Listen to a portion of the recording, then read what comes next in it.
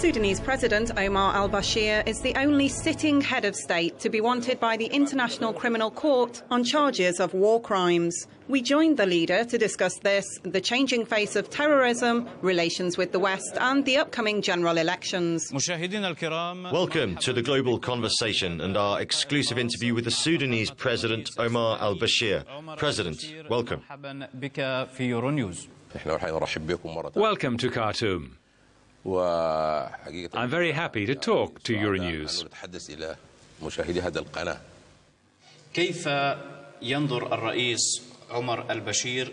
What's your assessment of the growing role of terrorist organizations such as ISIL, Al-Qaeda and Boko Haram in the Arab region?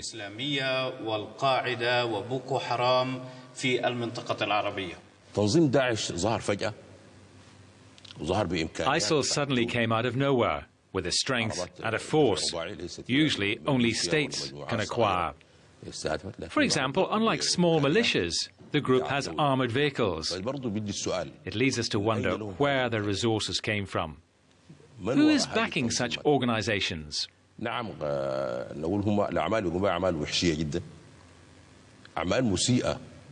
We emphasize that their acts are very brutal, which is totally offensive to Islam. They distort the image of Islam and play a significant role in the current campaign, which aims to distort the image of the religion in the world. Acts carried out by ISIL, such as the execution of journalists and prisoners and the burning to death of the Jordanian pilot, are not linked to Islam. I must also add the cartoons of the Prophet Muhammad to this list. We can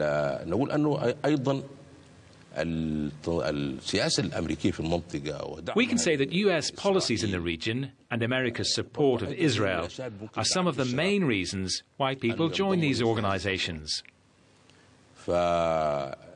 These organizations are undoubtedly supported by international bodies which are totally offensive to Islam. We see that the killings and attacks are happening in Muslim areas, and we wonder if these groups aim to destroy the Muslim world.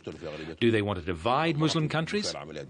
Are they aiming to stir up violent internal conflicts within them?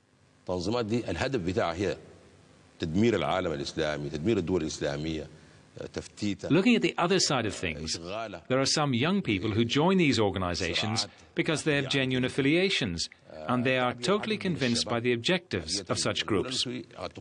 For example, the person who wears a suicide belt and believes he will go to paradise when he blows himself up.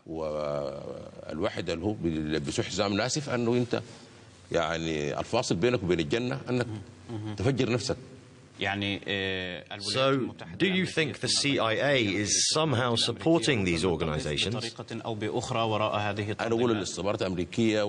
say that the CIA and Mossad stand behind these organizations because, aside from the US and Israel, no other entity has anything to gain from funding such groups. There is no Muslim ready to carry out such acts. Bombing and killing people is forbidden in the Islamic religion, and the Prophet Muhammad said about Mecca, demolishing the Kaaba completely is much easier upon Allah Almighty than shedding the blood of a single believing Muslim. So what about the mass killings that happen nowadays? Are any of these organizations present in Sudan? Can you see their influence? There have been many attempts to set up this type of organization in Sudan. We had a group of young people who went to fight in Iraq during the American invasion, who were then asked to return to Sudan to establish a branch of Al-Qaeda. These groups started to take shape and were armed. But we were able to recognize that. We are following a certain policy with such organizations. They act according to a certain thought process, and we must also respond by thinking rather than fighting, because violent attempts to fight these young people could lead to further extremism. Our policy has been largely successful. After we arrest these young people, through very complex procedures, we then introduce them to a group of young religious scholars who will talk to them about their thoughts. We are very successful in bringing a lot of people back from radicalism and reforming their ideas.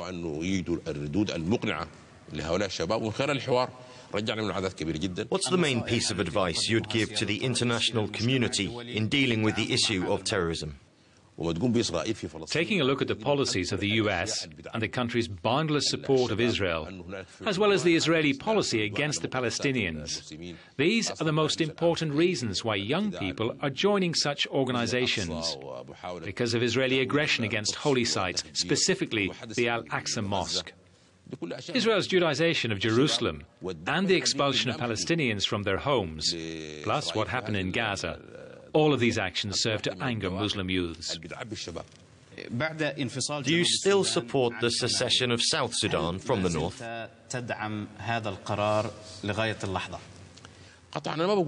I do not regret it, but I'm very sad that my brothers in the south opted for a secession.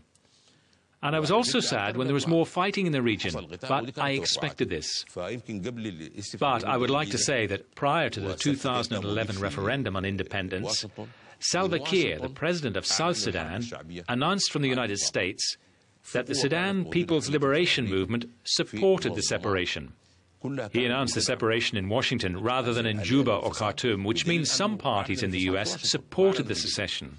We know that the oil is mostly concentrated in South Sudan. So how did the separation affect Khartoum?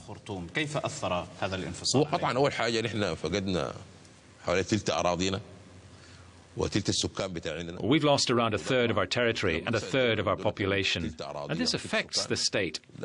We lost 80% of our oil revenues, which caused an economic shock to ripple through our country and resulted in significant economic problems. But we have adopted a range of measures to help us counter the shock.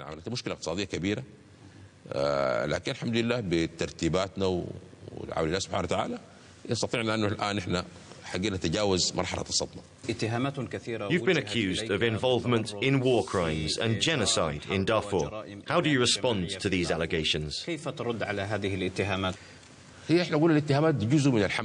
These accusations are part of the anti-Sudan campaign. We are paying for our attitude towards US policy in the Arab region. For example, our stance on the war in Iraq. We also didn't support the Iraqi occupation of Kuwait. I personally traveled to Iraq and told Saddam Hussein that this was wrong and must be corrected. But at the same time, we are against inviting foreign troops to the region, and we are totally against the entry of US troops into Iraq.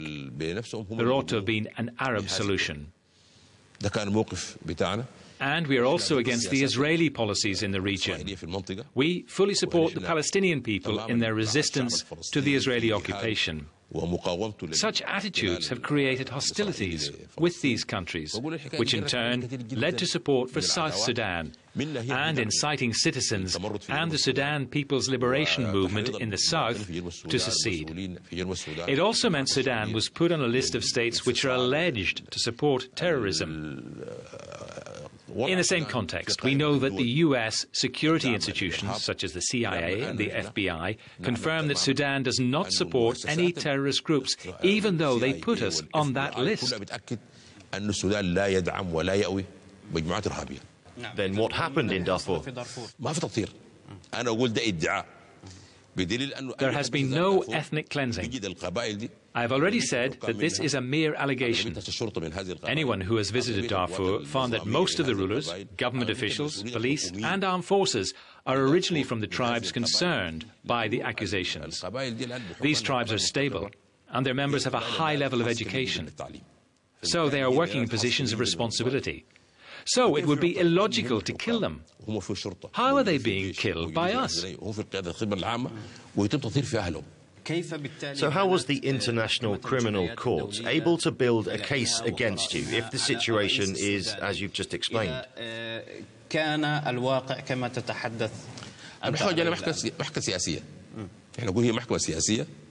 This is a political trial. The court created witnesses and told them what to say. They were trained and told how to respond to the questions. Some of these witnesses have since returned to Sudan and have expressed regret for their deceit. They explained they were coached on what to say. So this is a truly political process in order to target Sudan. It involves, as I said, separation, putting Sudan on the terror list, economic sanctions, and refusal to pay Sudan's debts. The goal of this is to try to demonstrate that the regime in Khartoum is an undesirable one. It's been many years since these events took place. How do you feel now? I maintain there was strong external involvement. When we came to a ceasefire agreement with South Sudan, these external parties opened the Darfur file again.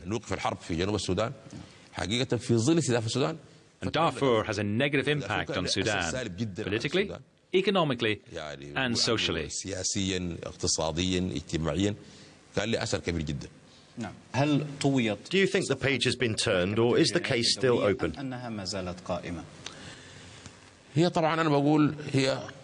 We can say it's dead, but not yet buried.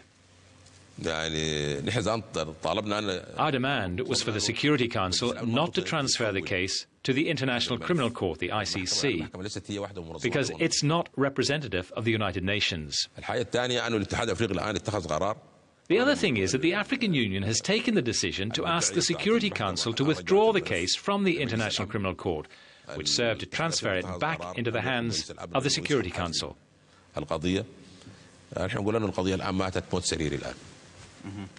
And if the case were to resurface, how would you deal with it? In the first instance, we would reject it, because it is a political court. Also, we are not party to the Rome Statute, the treaty that established the International Criminal Court, so we refuse to cooperate with it. Were you afraid of travelling after they brought this court case against you?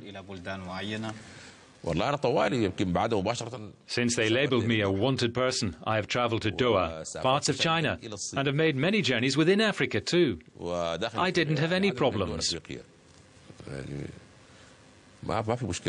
So you're not afraid of the ICC? I only fear God. What's your assessment of the so-called Arab Spring revolutions?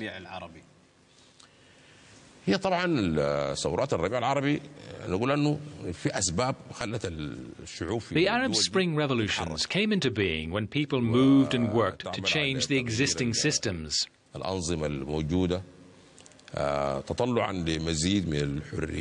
They sought greater freedom and democracy. But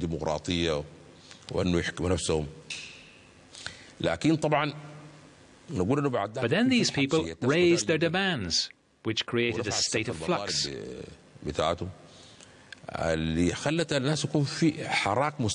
This turned into confrontation, as we can currently see in Libya and Yemen. Do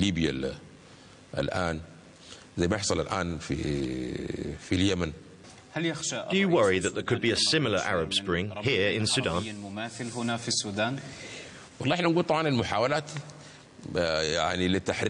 Attempts to mobilize Sudan's streets have existed for 25 years, but people are still standing and supporting their government.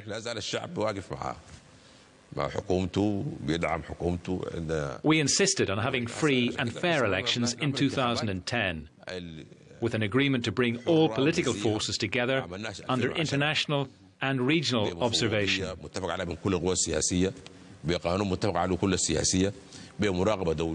Opposition exists in Sudan, but it does not have the ability to move or mobilize the whole population in the same way it tried to in the past.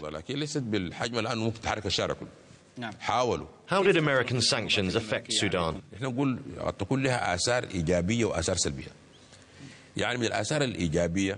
The impact is both positive and negative. For example, the agreements signed with US companies were unfair because the majority of the oil was going to these companies, but there were no Sudanese staff working there.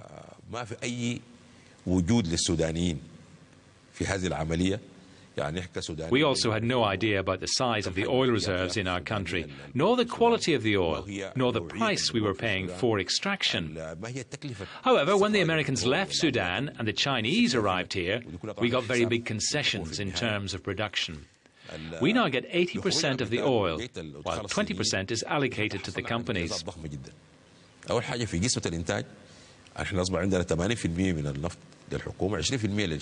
We are now, finally, able to participate in all exploratory, extractive, transport and refining operations, and we have thousands of Sudanese staff working in this area.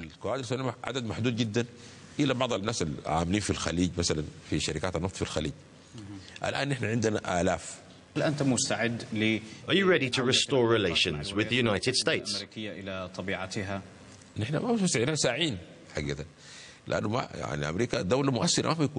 Of course, I am ready, because America is a powerful country and a major player in the international community, and the relationship with them is very important. We are now seeking to restore these ties, and there are positive indicators. For example, a number of US companies have begun to return to Sudan. And what's more, several Sudanese companies have had sanctions lifted. Recently, the Sudanese foreign minister has held several meetings with members of the US Congress. Now, this was not possible previously, so there are positive signs. But we don't expect the crisis to be completely over. And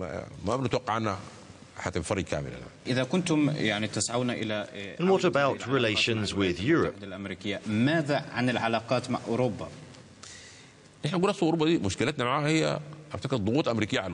Our problem with Europe lies in the pressure the US puts on European countries. But we have successfully built relations with many European nations. We have reconnected with countries such as Germany, Austria, Norway, Italy, Spain and Greece much faster than we have with America.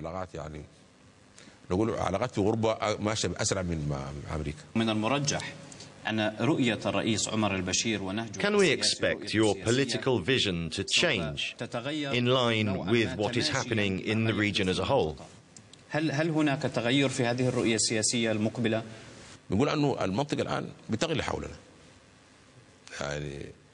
The region is now simmering around us, and maintaining stability in Sudan is not only a necessity for us, but also for the region as a whole. Look at what is happening in South Sudan, the Central African Republic, Libya, Yemen, Syria, and Iraq.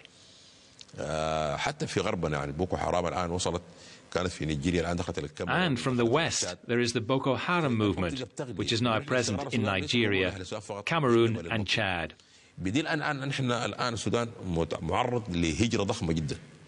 So the whole region is simmering. Sudan is now a destination for massive immigration from these countries. Sudan has become a destination for a significant number of people seeking security and stability. Do you intend to run in Sudan's upcoming general elections? My party has already decided that I will stand, but I don't think ruling Sudan will be easy in these circumstances.